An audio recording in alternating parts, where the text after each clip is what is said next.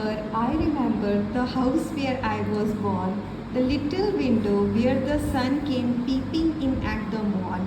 He never came in wing too soon, nor brought too long a day, but now I often wish the night had been born my breath away. तो इसमें जो point है वो कह रहा है कि मुझे याद है वो घर जिसमें मैं पैदा हुआ था।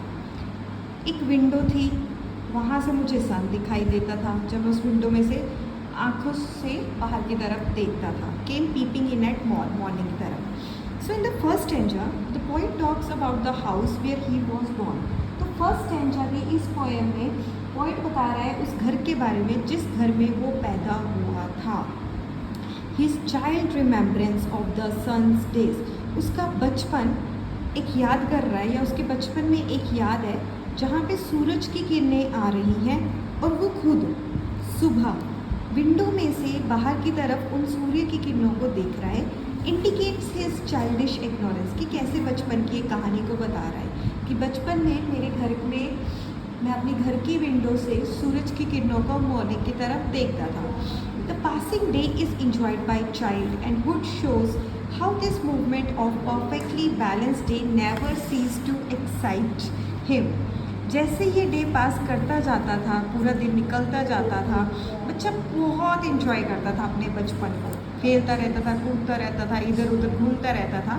और ये जो बच्चा है उसका नाम है Hood, not Red Riding Hood. तो बच्चा बता रहा है Hood shows this movement of a perfectly balance day, कि कैसे एकदम 100% ये बैलेंस डे था। Never ceases to excite him when he was a child, means कोई भी चीज़ उसे रोकती नहीं थी एक्साइट होने से। कोई भी कुछ करता था उसमें एक्साइटमेंट आ जाती थी, बहुत एनर्जी रहती थी। तो कोई भी ऐसी एक्टिविटी नहीं थी। नेवर सीज मीन स्टॉप, कोई भी ऐसी चीज़ नहीं थी जो उसे एक्साइट होने से स्टॉप करती थी कि नहीं बेटा तूने नहीं करना। These memories of the sun peeping through the window in the morning also reveal speaker's name as a child. So ये जो यादें हैं जो वो याद कर रहा है कि ऐसे सन को मैं देखता था विंडो में से सुबह की तरफ, तो इससे पता लग रहा है कि जो बच्चा है वो दुनियावी चीज़ों से कितना दूर था। उसमें मतलब इतनी क्लेवरनेस नहीं थी, इतनी एक्टिवनेस नहीं थी, बस बचपन था। मीन्स वो दुनिया से बहुत दूर था, दुनिया की चालाकियों और बाकी एक्टिविटीज़ से भी बहुत ज़्यादा दूर था, मासूम सा था। In a sense these lines bring forth quite young and innocent self in front of the readers. तो इन सब बातों से कि वो अपने घर की विंडो में से सूर्य को देखता था जिसकी किरणें आती हैं, और उसके बाद वो बहुत मौज मस्ती करता था पूरे दिन, कोई भी उसे रोकता नहीं था, हर एक एक्टिविटी उसे एक्साइट करती थी। तो इससे एक बात पता कर रही है कि जो रीडर था, जो भी रीडर मतलब ये बुक पढ़ रही है, कि जो ये जो पॉइंट है वो बचपन में कैजुअल लैक ऑफ कंसर्न, मतलब उसके अंदर ज़्यादा कंसर्न नहीं थी, वो इन्जॉय करता था हर एक चीज़। उसके बाद moving from the bright and joyful days of his childhood, बचपन में बड़े ही ब्राइट और जॉयफुल डेज थे। Okay, the poet delves of deeper into the darker state of his present self. So bright और जॉयफुल का मतलब है हैप्पियर डेज जो उसके बचपन के हैं, और उससे पॉइंट बता रहा है darker state of present self, इस प्रेजेंट में कितना डार्क है। Out of the comfort of his early childhood, जितना वो चाइल्डहुड बचपन में आराम करता था उतना ही वो आउट है। Wood now wishes for a night to take away his breath, अब वुड विश कर रहा है कि मतलब कुछ ऐसी रात आए रात को जो मेरी सांसें लेके चले जाए, कि मैं मर जाऊँ, ये सोच रहा है। This reveals a more delicate relation that poet has with his younger self and goes beyond the idea of just a casual fondness for his childhood. तो इससे एक बात तो पता लग रही है कि बच्चे का जो है, जो अभी जो बड़ा हो चुका है, अडल्ट हो चुका है, इसका अपने बचपन के साथ बहुत ही ज़्यादा नाजुक रिश्ता था। अब वो नाजुक रिश्ता जो है वो एक कैजुअल फॉन्डनेस नहीं थी, उसका प्यार नहीं था, उससे ज़्यादा था।